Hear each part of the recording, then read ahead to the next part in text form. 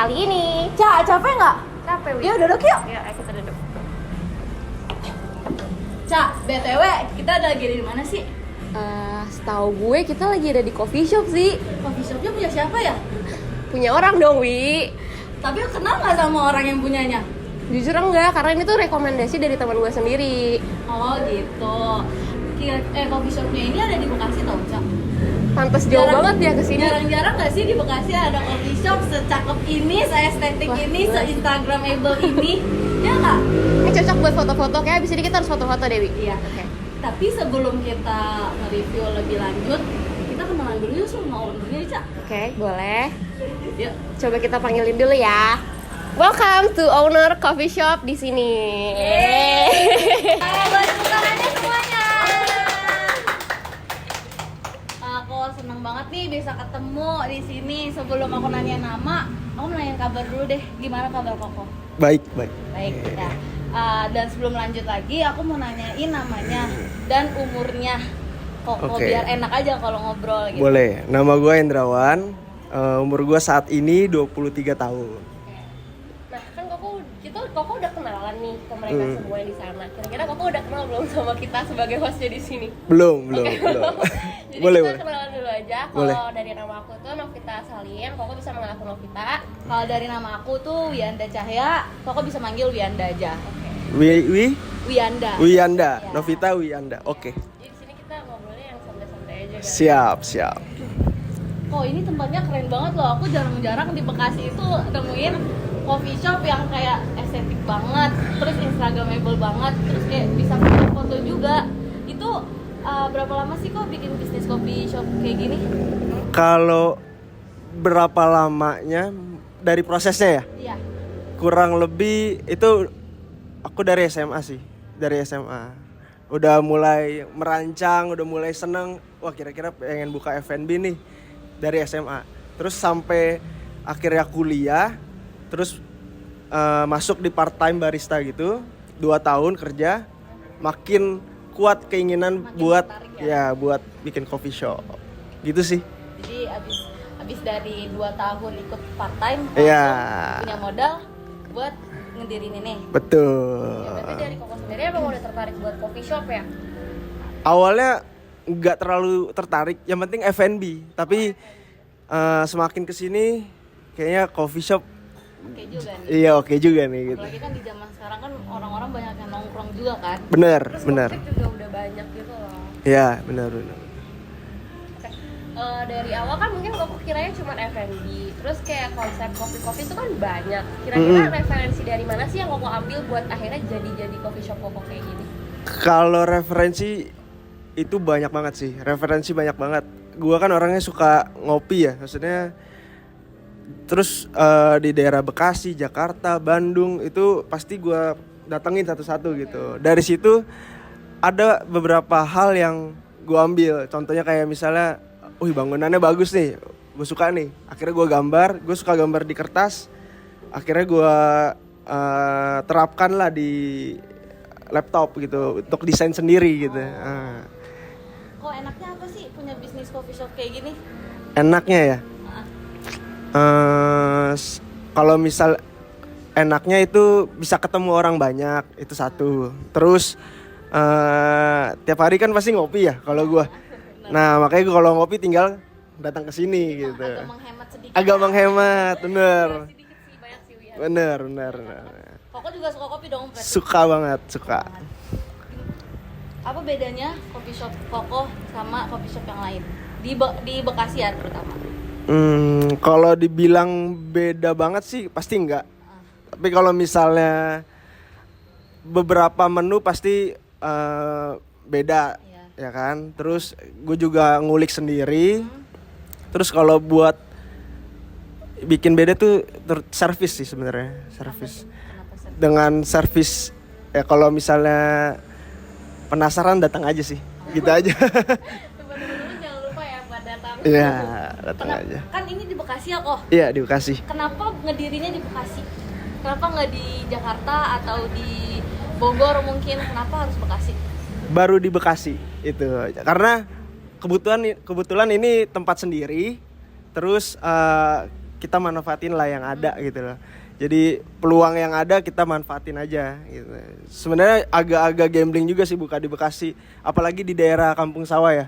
Lumayan terpencil. Maksudnya Bekasi tapi terpencilnya gitu. Tapi ya kita jalanin aja lah, terus berani aja lah gitu.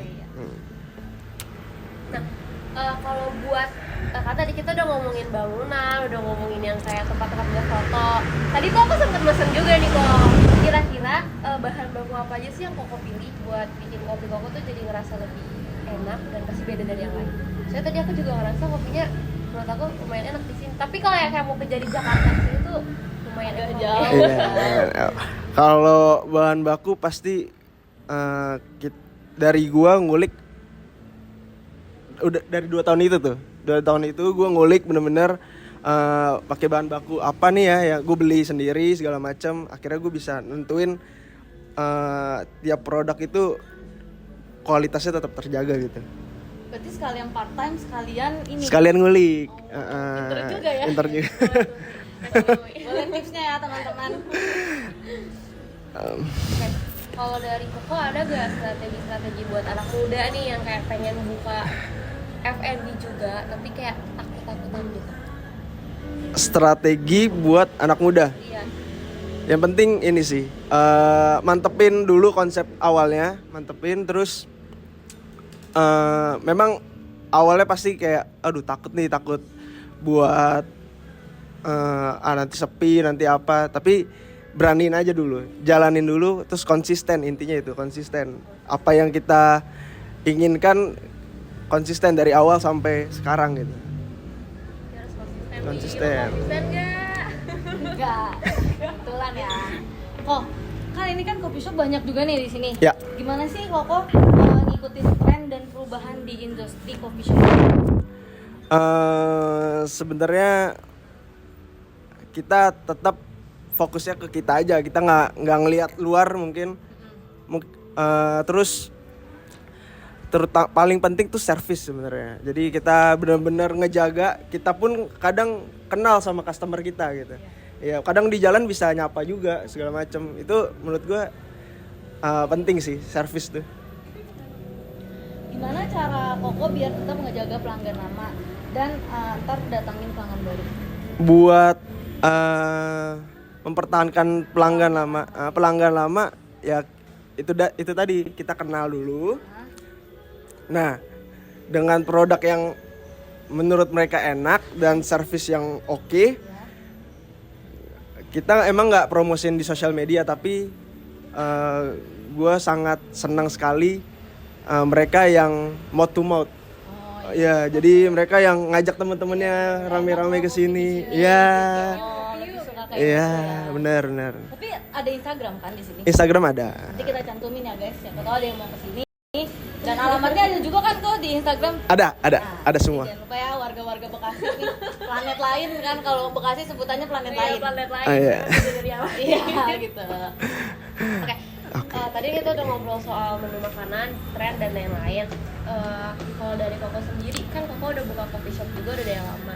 Kayak rintangan apa sih yang menurut Koko tuh kayak susah banget selama dari kopinya baru buka sampai detik ini juga. Dan ada juga sih tips-tips buat teman-teman semua biar tahu gitu cara ngatasinnya gimana. Cara ngatasinnya. Cara ngatasinnya menurut gua terus kembangkan inovasi aja sih. Maksudnya kita selain fokus sama tempat kita ini, kita juga sedikit-sedikit ngelihat tempat lain lah. Maksudnya apa inovasi mereka, kita nggak nyamain tapi kita bisa buat inovasi lagi sendiri gitu, yang berbeda gitu dari tempat lain. Tapi intinya ya tetap tujuannya sama gitu. Nah, kalau dari Koko sendiri, peluang terbesar buat industri coffee shop ke depannya tuh apa aja? Peluang terbesar tuh maksudnya gimana? Kayak dari coffee shop Koko sendiri, maksudnya buat peluang ke depannya gitu. Peluang ke depannya ya. Untuk peluang ke depannya ya kita pengen bikin produk yang berinovasi lagi sih sebenarnya. Masih di sini kan masih terbatas produknya. Kebetulan kita juga mau ngeluarin menu baru. Stay tune ya Stay tune. Buat teman-teman. Iya, jadi biar pelanggan yang lama tuh nggak bosan. Ngopi di sini itu lagi. Nah, kita pengen kasih menu baru supaya makin banyak lah pelanggan kesini lah. Oke. Wah, kan coffee shop ini berarti Koko punya tim dong. Iya. Gimana sih kok cara nge-handle tim Koko biar pelayanannya, servisnya itu bagus? Kalau cara handle-nya kita pasti ada training. Nah, kita di sini tuh rata-rata sebagian besar barista tuh non experience, dari nol semua. Nggak ada pengalaman sama sekali. Nah, gua ada tim untuk nge-training masing-masing barista gitu. Jadi memang bener-bener lumayan effort di awal memang besar banget sih. Jadi kita ajarin satu-satu segala macam. Kayak gitu sih. Oh, itu kalau buat training gitu, maksudnya yang buat kerja di sini itu Koko open buat part time kah atau buat full time doang kah? Part time dan full time semuanya, tapi tergantung waktunya kita butuh apa nih gitu. Tapi semuanya kita training dari awal gitu sih.